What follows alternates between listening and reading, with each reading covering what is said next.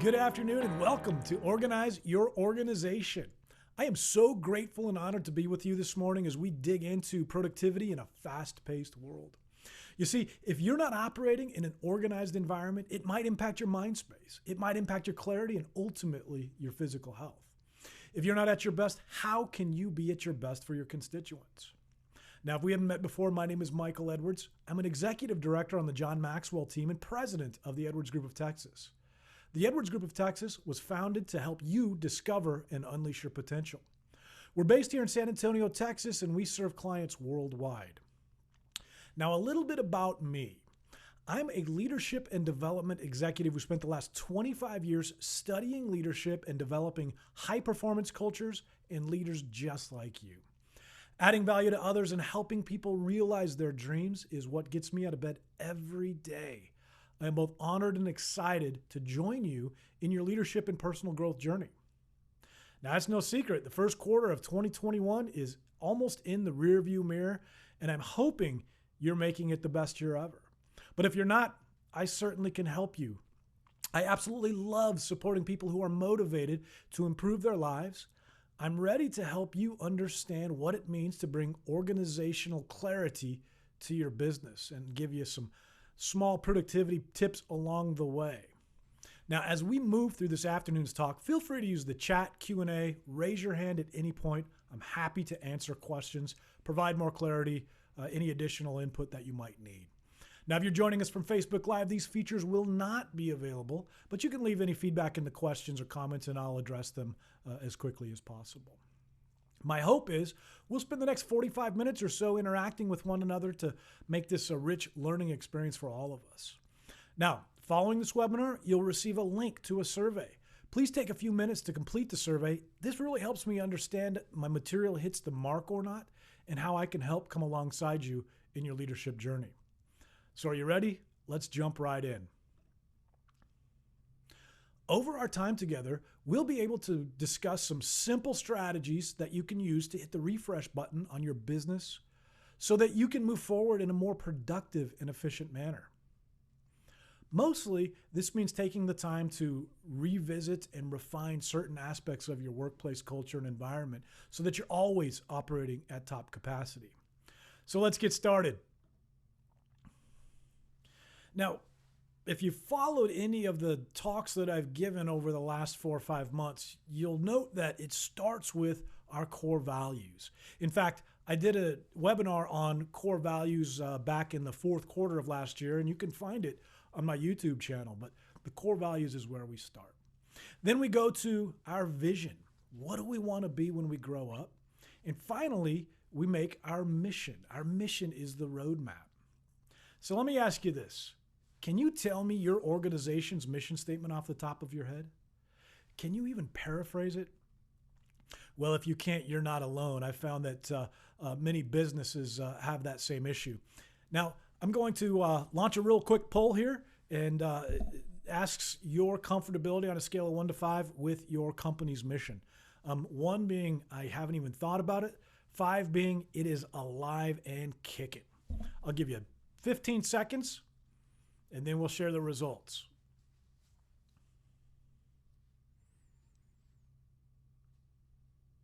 Okay, it looks like we're all 2s and 3s, 75% 3s. Got a good mission going on.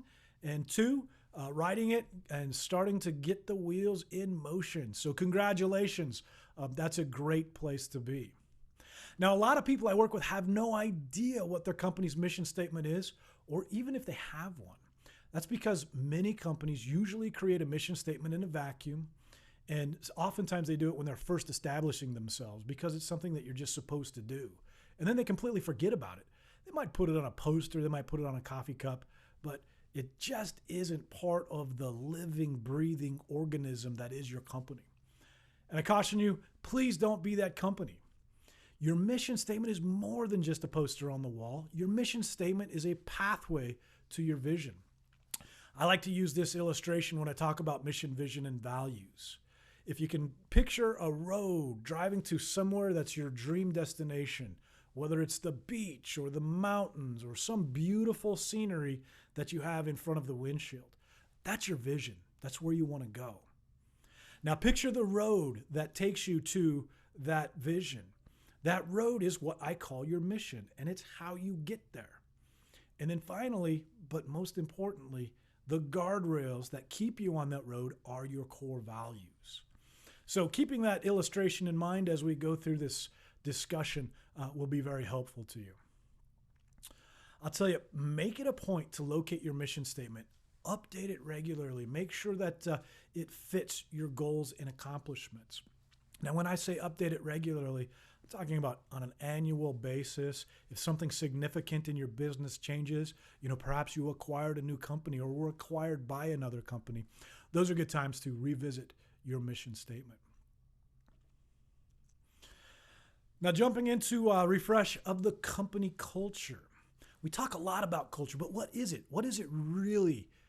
Culture is both tangible and intangible. It's visible, highly visible. It's not only visible to you and your employees, it's visible to your customers as well. That's something that's very important to remember. Now, the starting block to your culture are your values. From your values, you create your vision. From your vision, you then create your mission, and your values are really who you are. The values at the Edwards Group of Texas are faith, family, honor, ambition, integrity, and commitment. Our vision is to change the world one person at a time, and our mission is to help others discover and unleash their potential by teaching values-based servant leadership. Now, we're a small company, so it's easier for us, but we live out these values every single day. We check our roadmap very frequently to make sure that we're taking the steps necessary to achieve our vision or to get towards our vision. Now, your company culture should relate to your mission statement, but it's also a reflection of your employees. It's a reflection of your company values. It's a reflection of any initiatives that you take seriously within the workplace. All of those things should match up and be aligned. Now, when you're reorganizing the larger umbrella aspects of your company, you really need to take a look at the culture and get a reading on what your employees perceive your culture to be. There are many ways to understand what your culture is versus what you believe it to be. Ask your employees, ask your customers. That's a really good one. When I say it was visible to the customers, it truly is. Provide an anonymous survey, both to your employees and to your customers. Oftentimes there's a gap. Unfortunately, we might not be on top of it as we thought, or we might not be bringing to life the mission, vision, and values that we thought. So to understand that gap and figure out how to narrow that gap or close that gap, anonymous surveys, anonymous input is very helpful in doing so.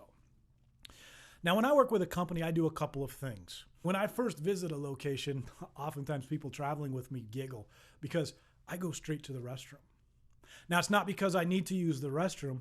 It's because the restroom is illustrative of pride in that organization and pride in that site. So if I go into a restroom and it's just neat and clean and tidy and sparkling, that's a good sign. That's a sign that there's some pride in that organization. Now, if it's a mess, if the back of house is in disarray, if desktops are messy, that's an indication that there may be some pride issues. Low pride usually translates into low employee engagement, which translates into poor business results. Now, the second thing I do is I ask frontline employees about the company's mission, vision, and values. If they're able to articulate it, we're a step above the vast majority of the other companies out there. If they're able to articulate how they live and contribute to that mission, we have won. That is a fantastic situation to be in. Sadly, I'm not in that situation often. It is definitely the exception rather than the rule. Now, whatever you get in return can help you gain better insight into the positive and negative elements within your organization that could either be highlighted or addressed. But culture is extremely important. And you'll hear us talk about it's very intentional. If you don't plan how to bring your culture to life, how to develop your culture, it will happen. It will happen with or without you. And that's important to know. So be intentional about creating that culture. So let's talk about motivation. Here's the age-old question. Can you motivate a person? I'll submit to you that you cannot motivate a person. In fact, people often talk about motivating people, and I don't believe that you can motivate a person, an individual. What I do believe is that you can create a motivating environment where people want to be successful, where people are driven to be successful, but you really can't motivate an individual. Now, if you're the CEO of the company or in an entry-level position, your job is to create that motivating environment. Take stock of how you're motivated and how you personally feel about that role and how you act in that role. Consider what kind of changes you might make to improve your motivation. If you have the power to do so, implement some new methods to keep your employees in high spirits and continue that motivating environment to serve your company and stay present throughout the workday. Now, there's all kinds of ways to do this, and some really neat industrial organizational psychology research might help you identify some of the ways to motivate, to create the motivational environment around your team. And if you've got any questions about how to do that, I can help. So by creating this motivating environment, your team will deliver business results beyond your wildest expectations, and your company will operate more smoothly. Oftentimes, if you create this motivated environment that's aligned with your mission, vision, and values, it reduces costs in the business. How does it do that? Well, people become stewards of your organization and look for ways to make the business more profitable. They also stay around longer. And you and I both know the cost of replacing employees is very, very high. So let's talk about checking the pulse of your customer. Now, I'm an avid believer in building a best-in-class customer experience. And I believe in doing that through employee engagement. And I've got a great process in how to do that. So if you're interested, let me know. But regardless of what business you're in, your customer should be a top priority. Let me ask you this. When was the last time you checked in with your customers to see how they perceive your business? You can do all kinds of things to do that. You can check your Yelp ratings. You can check your Google, Google yourself, Google your business. You can get analytics if you've got a good customer support team. They can get all kinds of data and analytics. And the important part is go out and seek that stuff regularly to ensure that your customers believe that you are bringing this culture that you espouse to life, so that there are no misalignments. Now, to keep your organization moving in the right direction, it's important to gain a better understanding of the strengths and weaknesses of your business from the customer's perspective. And believe me, they will tell you all about it. And customer feedback is invaluable, and it's really a forward-looking gauge to the health of your organization. It's a leading indicator. I'll tell you, I've got a friend who tells this story about a customer experience that leads me to believe that this company is not bringing their mission, vision, and values to life. Now, he was shopping in a grocery store in Plainfield, Illinois, and buying just a few things for the day. And he noticed that the checkout person wasn't making eye contact. She was looking down and she was going through and scanning and didn't look at him a single time. And I'll tell you, the gentleman that was shopping and tells this story is very funny. I don't know how you can ignore him like that. But he goes through the transaction. The clerk hands him his receipt, and he's looking at her, and he goes, "Thank you." And still looking down, she says, "It says it on the receipt." Now, I don't know about you, but that, in my mind, is not a very good customer experience. And that tells me that somewhere in that organization, something's broken, because I'm sure that a grocery store, it's a huge chain. They've got a mission, vision, and values. In fact, I've seen it. It's clear that it was not brought down to the front line. So, I'm sure that you've got all kinds of stories to share. Throw those stories in the chat and we'll talk about them on the way. So speaking of strengths and weaknesses, when was the last time you sat down and created a SWOT analysis? It's an oldie but a goodie. If you went to business school, you did several SWOT analysis. If you're in any sort of sales or marketing roles, you're doing SWOT analysis all day long. It's really an easy way that you can evaluate where you are as a company so that you can choose the best direction to go in next. The SWOT is a really good way to unpeel the onion and understand some things that might scare you about your business. So for those of you who aren't sure what a SWOT analysis is, the acronym stands for Strengths, Weaknesses, Opportunities, and Threats. And basically, you list out in the same way that you would do a pros and cons list in different quadrants. And it's a really neat practice and kind of gives you some introspection and might even cause you pause to think.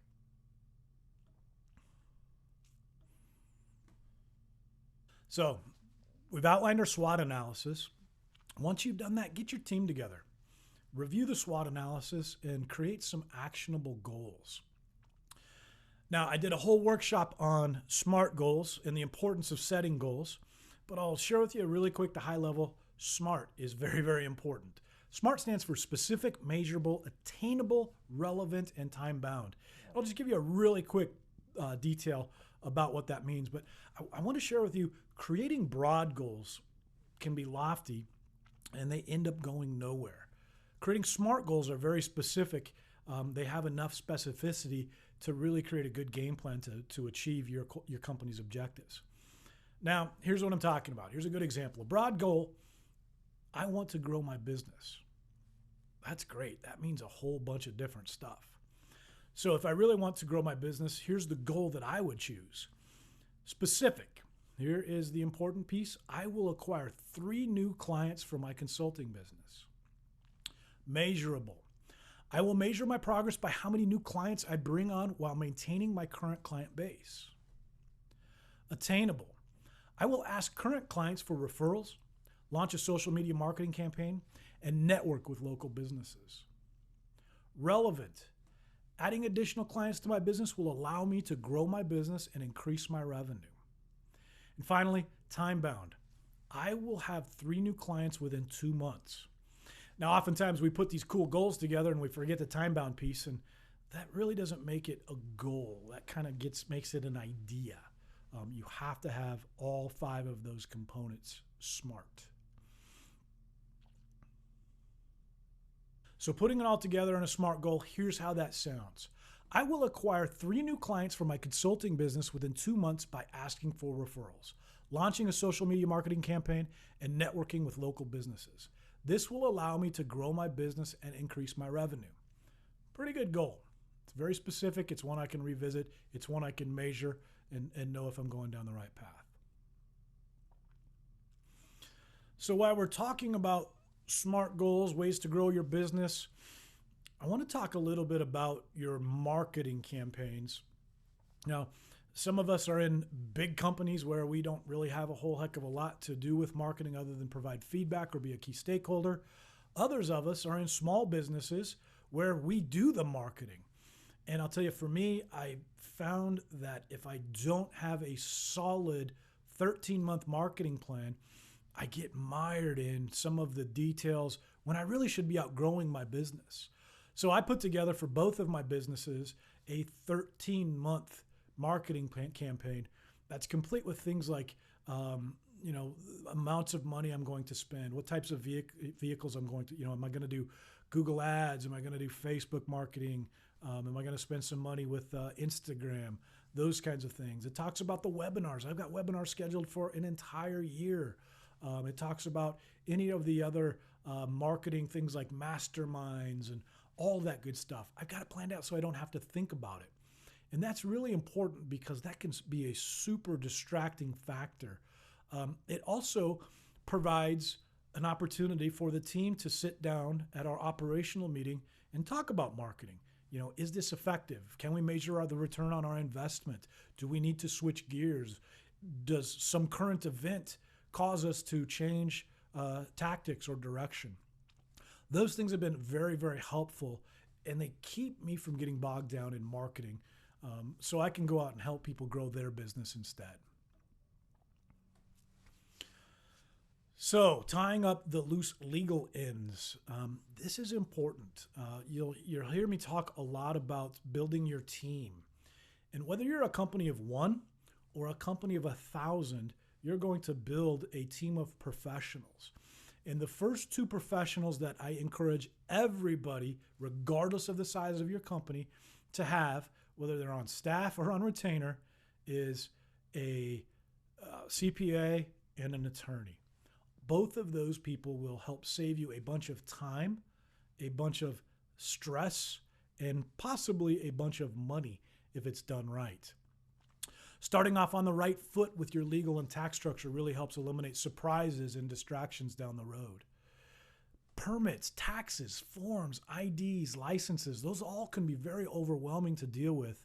And unfortunately, a lot of times we put that stuff off until we get in trouble. We get that phone call, hey, Mr. Edwards, this is the IRS, you haven't filed. Oops.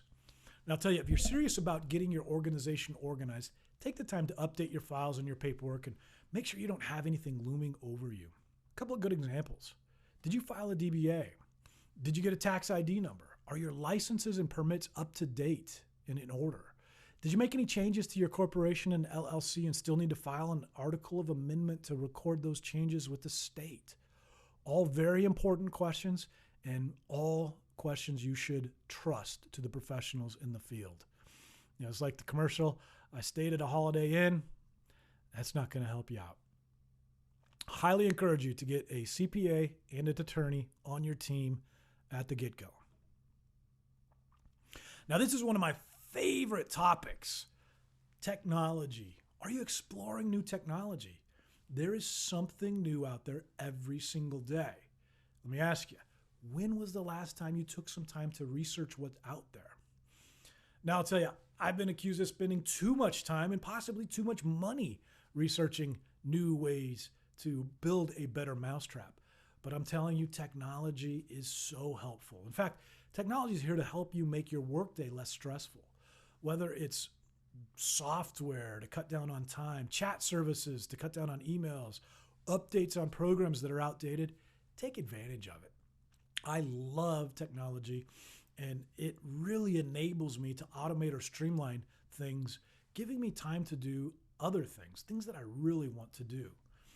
It really allows me to spend time on my business rather than in my business.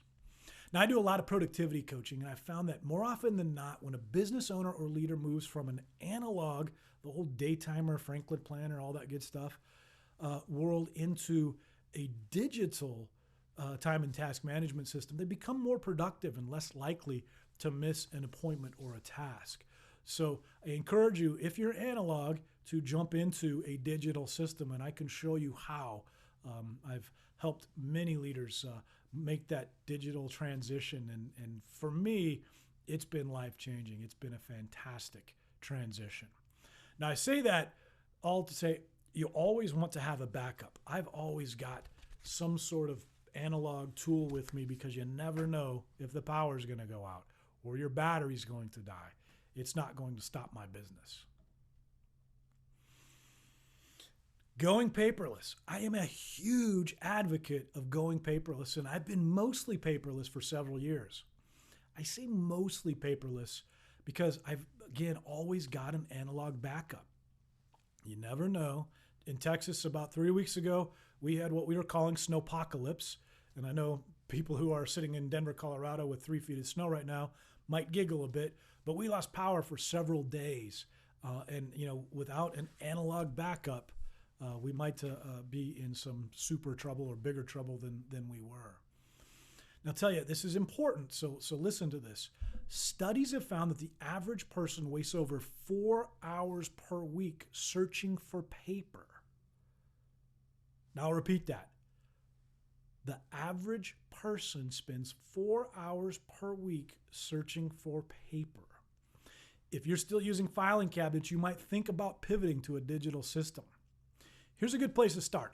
Get a good scanner. I highly recommend a Fujitsu ScanSnap. It is simple to use. It's got one button on the front of it. You can put a pile of business cards, receipts, papers, pictures, and it's smart enough to filter through those things and put them in the appropriate place. I also recommend getting a good electronic filing cabinet. Now, I live in an Apple environment. 50% of us love it. 50% of us hate it. But in our Apple environment, we use DevonThink internally. It's a incredibly automated, sophisticated, smart filing cabinet. Everything that is at the Edwards Group of Texas or the Edwards Realty Group or the Edwards household gets filed into DevonThink.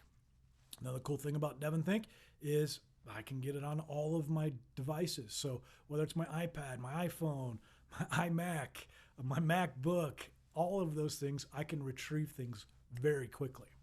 Now, externally, we're not all in the Apple world, and I use Evernote with my clients and partners. Evernote is a good filing cabinet that allows us to share and collaborate and do those kinds of things. There are tons of electronic filing cabinets out there. Find the one that works best for your business and your budget. I guarantee you it is going to make your life much more simple. So after you've figured that out, go through your cabinets, go through your drawers, shred anything that's no longer relevant to your business. Anything that you want to keep, scan it, put it in your electronic filing cabinet, and throw away the paper. You don't need it. Throw it away. Now I'm going to launch a real quick poll. Is your office paper is a 1, completely paperless is a 5? I'll give you 15 seconds to complete this poll.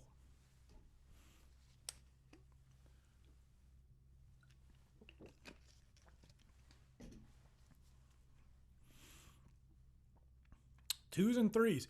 Twos and threes seem to be the rating of the day. 65% of us are in the 2 category, the rest in the 3 category. A little bit of work to do. I can help you with that. So, going paperless, not only will it save you the physical office space, you don't have to have all the papers, all the filing cabinets, but you'll be able to find what you need quickly when it's organized in a properly searchable database. Now, I'll tell you, document retrieval is the #1 advantage going paperless. If you ask me to find a client invoice from January of 2019, I'll be able to retrieve it in seconds from virtually anywhere, providing that I've got internet connectivity. And I'll tell you, if I don't have internet connectivity, when I'm at the office, I'll be able to find it in seconds. Now, I caution you, you want to make sure that you're in compliance with your company's document retention policies and some of the laws. For instance, you're not going to want to throw out, shred last year's IRS 1099s or tax forms. You're going to want to keep those tax forms, 7 years or so. Consult your CPA, your teammate. But so make sure you're in a good practice of retaining the documents that you have a legal obligation to do so. So this is just kind of an easy tip, passwords. Now, I know if I called my mom and said, hey, Mom, what's the Wi-Fi password? She's going to pull out her little address book and she's going to show me what she's got written down in her little address book. And while that might work, it's dangerous and not necessarily effective. And here's what I mean. I use an electronic password keeper. And there are many of them out there. 2 of the more popular ones are LastPass, which is the one I use, and 1Password, which is a very, very popular one. And here's why I say that it's important to use a password manager. Number 1, you're supposed to have a unique password for every single website, software package, what have you. That's a bunch. You've probably got hundreds of different passwords if you use a unique one every single time. The second piece is these passwords have to be pretty complex. I typically use the maximum number of characters in the password that the website or application will allow. And oftentimes that's up to 50 characters. So there's no way in heck I could write 50 characters down. There's no way in heck I could remember that many characters for hundreds of different websites. So I really recommend that you use a password manager of some kind.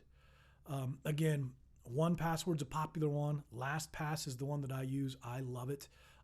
It works on all of my devices. It works on websites. It works on applications. It's integrated into the operating system. So it's just easy to use, and it's very, very safe.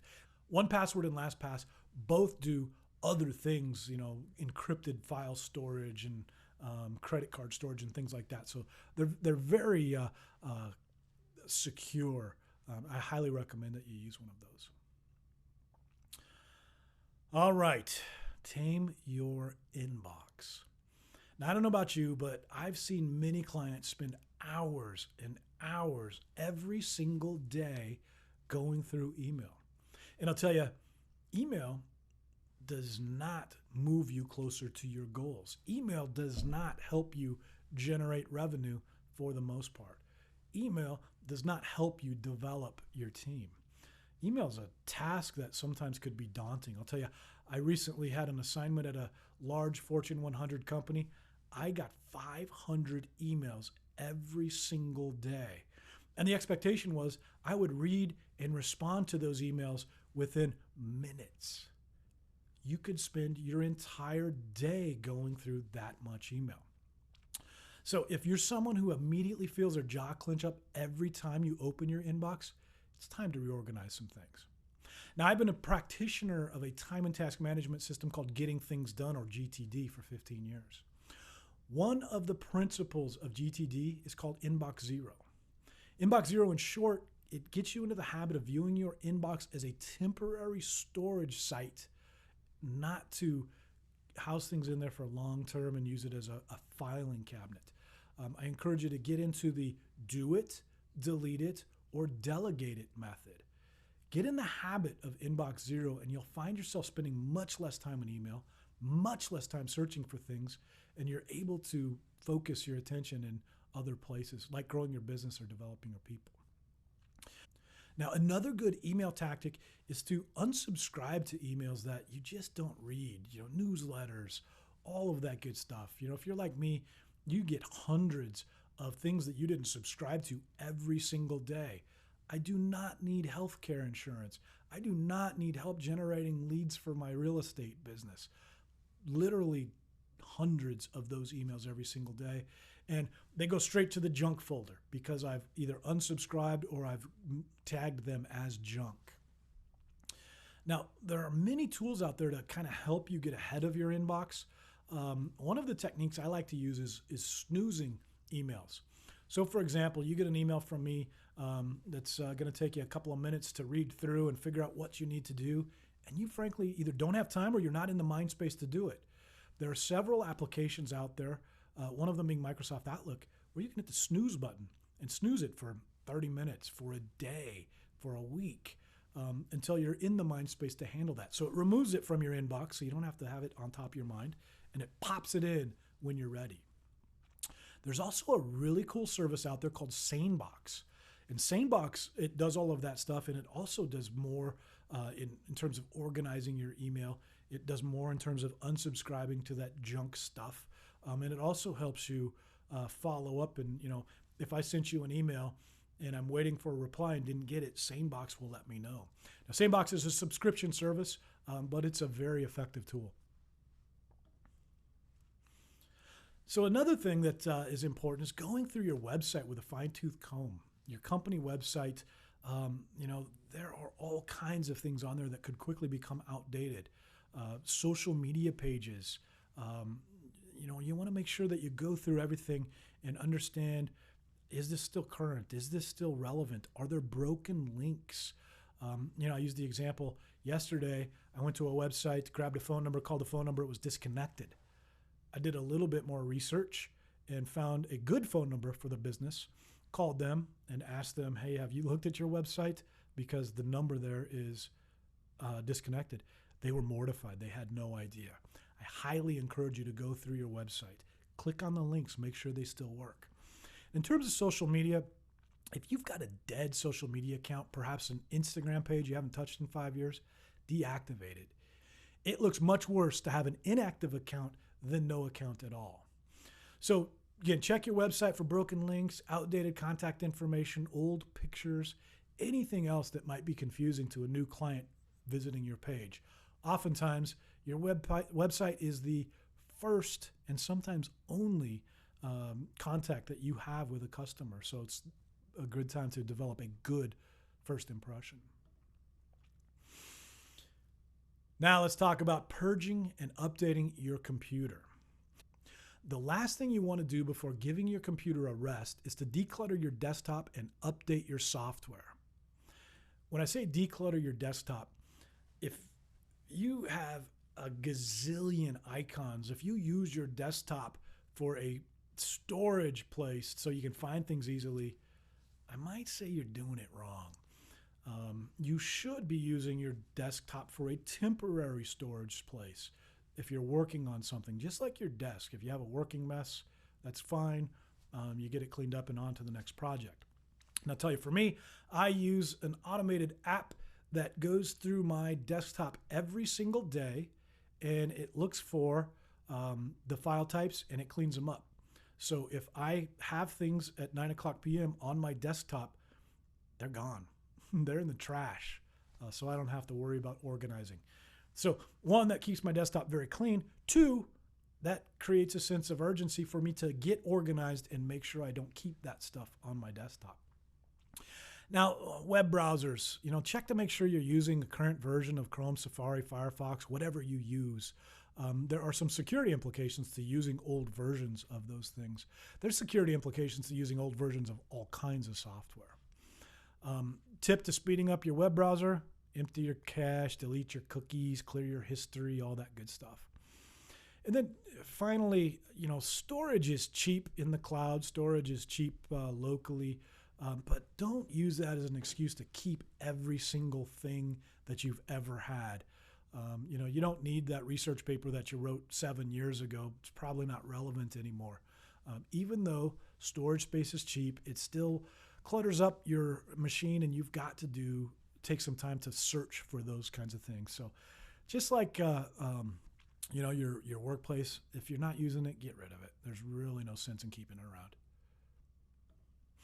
Which brings us to the physical office space. Now, talking about your actual setup in your office, if you're in a shared setting, think about things like, just spruce it up a little bit. Add some plants, maybe some art. Talk with your office mates perhaps about rearranging some furniture. Toss out or put away any clutter that you don't use on a regular basis. Now, I'm a big fan of light. If you're in a position where you can have some outside light coming in, open up those shades. It really makes a difference. If you're not, I'm talking to you right now in a studio that has no outside light, no windows. It's completely dark in here other than the box lights that we've got. You might want to, rethink that or change that. There are full spectrum lights out there that actually mimic the sun. A lot of folks have this seasonal disorder where they don't feel so great in the wintertime when there's no sun. These full spectrum lights can really, one, they brighten up the office, but two, they make you feel better. Now, if you've got a personal office, create a better flow. Bring some feng shui, whatever kind of cool, whether it's minimalism or make it simple or what have you. Bring in some things that make it flow well. Ditch any unnecessary clutter. Anything that you can do to bring new elements into your space to make you feel happy and present. I love, motivational quotes, funny things that are sentimental. In my office, I've always got a picture of my wife and my kids. Something that the kids have made for me over the course of the years. Those things just keep me really inspired. And I'll tell you, if you have something that reminds you of your values, your mission, and your vision, put that in there as well. It's kind of a good reminder to make sure you're going down that path. Now, I'll tell you, clutter causes stress. So don't get caught up on the whole messy desk equals a productive employee. It doesn't. My bet is that employee with that messy desk is probably pretty stressed out. I get stressed out if I've got clutter around. And I think I probably create some clutter when I'm stressed out as well. So I encourage people to use a single physical inbox for all paper, so you don't have things spread around. And again, this physical inbox works just like your email inbox. It's a temporary storage space because you're going paperless, so you're going to scan that paper in and put it in your electronic filing system, or you're going to shred it. One of the two. Do it, delete it, delegate it. So just make sure that your desk is clear of anything that's not related to what you're working on, and keep it clean.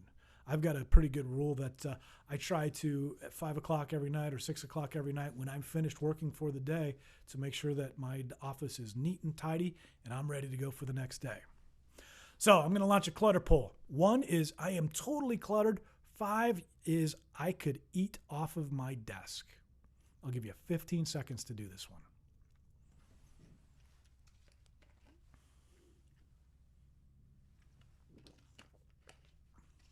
Well, that's good. I mean, we're all threes, 100% threes. Good. Good. Well, so nobody is living in a huge mess, and that's good. That's a good step to retain your sanity. So updating your tools. Just like technology, the gadgets and tools that we have at our disposal to help us work more efficiently, more comfortably, more ergonomically are always evolving. By taking the time to update those tools that you use on a regular basis, you're considering what might make your life easier. Do you come home every day nursing a strained neck? Maybe you need a better office chair, or maybe some sort of adjustment for your computer. Now, I don't know if you know this, but when you have somebody come in and do an ergonomic assessment, they'll sit you in your chair and make sure that your lumbar is right, make sure that your arms are right, make sure that the seat is either forward or backward enough so you're comfortable. And they'll make sure the height, your eyebrows are at the top of your monitor. Now, I use a standing desk. Right now, I am standing in my studio on a standing desk, not on the standing desk. I'm standing next to a standing desk, and I spend a great deal of my day standing up. It really helps me. It helps me close the circle on my Apple Watch, which is kind of cool too. But it helps me feel better. It helps me burn a few more calories because I'm moving around a little bit. Now, in my office, I've got an adjustable desk, so I can sit down when I feel like it, and then if I want to, I just pull it up, and it raises up my monitor so I can stand up. You can get a ton of those very inexpensively. I use a product called a Veridesk, and it's really, really cool. So, talking about desktop organization, are you constantly sifting through all kinds of open windows on your desktop? You might think about adding a second monitor to help you really stay on task. In both of my workspaces, I've got 2 monitors, sometimes depending on what laptop I've got going on, sometimes I'll have 3. But that really helps me keep things separate, and it helps me keep going down the right path. For instance, when I'm working on a talk, I'll have my writing tools on the center monitor, and on my monitor on the left, I'll have my calendar to make sure that I'm staying on task, and I'll have my whatever instant messenger, iMessages, all that good stuff. So that really helps out. And I'll tell you, the stuff's cheap right now. You can get a really good monitor for less than $200. And most of the current computers can drive 2, 3, 4 monitors at once. So all kinds of really cool technology. One of the things too I wanted to share with you, if your eyes feel dry and itchy after staring at the computer all day, you might think about investing in some computer glasses that block gamma rays, block blue light, those kinds of things. That will help you reduce some of the strain on your eyes. So here's a good one. If a 20-year-old were to walk into your supply closet and ask, "What is this?" it's probably time to update your supply closet. Now, I don't know if you've been around long enough to know what a Rolodex is, but I often giggle when people ask about a Rolodex. I haven't had one in 25 years. Floppy disks, old phones, giant computers. A 13-inch monitor used to be this big, for the housing and all the electronics and stuff. If you've got those things, dispose of them or donate them. I use the rule, if you haven't used it in the last 12 months, it either gets donated or dumped. Now, many of us have old computers, monitors, electronic things sitting around. There are e-recycling services in most major metropolitan areas that can help you properly dispose of these in an ecologically friendly manner. Make sure that we don't get any toxic metals or things like that into the earth. So looking into some productivity tactics. A productive and organized day, it starts with a plan, right? You don't really get up and kind of just wander through the day. You generally have a plan. Part of this plan should include a list of tasks, goals, and accomplishments. Now, I recommend people start out on Monday morning with a list for the week and then update that list at the end of every single day. That helps you kind of take stock of what you accomplished, what you didn't accomplish, and may even give you time to think about how you can be better.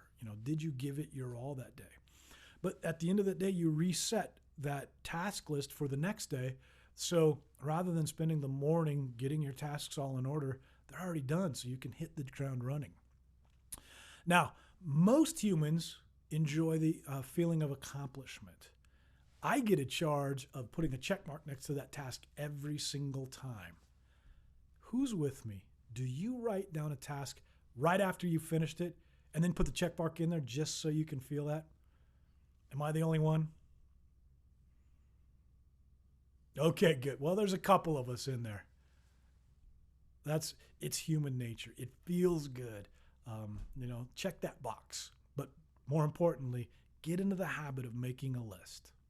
And I'll tell you, when you go digital, there are so many really good task managers out there that it's a matter of, getting it into your tool, reviewing it at night, getting started in the morning, putting those check boxes in. And one of the things that I tell people about the difference between an analog calendar and task manager versus a digital calendar and task manager is that cool Franklin planner, while it's very organized, it's not going to ding and remind you that a task is due. It's not going to ding and remind you that you need to be at a certain appointment. So another advantage to the digital world. So managing your personal energy. There's a couple of faces to this slide, and one of them is really knowing when you are at your best and how to schedule different events for those times. Here's what I mean. I'm an early bird. I get up at 4:30 in the morning and hit the ground running. I know that in the mornings I feel creative, and that's when I do my writing. That's when I do any sort of curriculum design. That's when I do any sort of script writing, things like that. Until about 11 or 12 o'clock, I don't see clients. I don't have meetings unless it's absolutely necessary. Then once I hit that 2-3 hour window in the late morning, early afternoon, that's when I start meeting with people, because that's when I'm really energized and ready to go. So I've got high energy. And then when we hit that 4, 5, 6 o'clock mark, I'm drained. I'm out of gas. So I don't do tasks or meet with people that require a great deal of energy. I do things that might be kind of mindless. Maybe watching a little bit of TV. While that's not a task, it's a mindless activity. But knowing how to manage your energy throughout the day is one of the key pieces to this. And one important thing too is you're not going to be able to complete every single task on your own. This is the second aspect of this slide. You're going to want to delegate, delegate or outsource some of these tasks. Delegating or outsourcing things you don't want to do or you don't enjoy doing really make way for things that you do enjoy doing or do want to do. Now, I'm not saying that you want to outsource everything that you don't want to do, but I try to put a price on the types of tasks. Is this a type of a task that $20 administrative assistant could perform, or is this a task that a $250 an hour business owner can perform? And that's kind of the lens that I use, and you could outsource some of that stuff. I outsource things from social media management, some of the writing, some of the graphic design. All of those things I could probably do myself, and some of them are kind of fun, but they take a long time, and I could focus my energy on other things. There are only so many minutes during the day, and my question to you is, are you spending them on the things that get you closer to your objectives? Ask yourself that.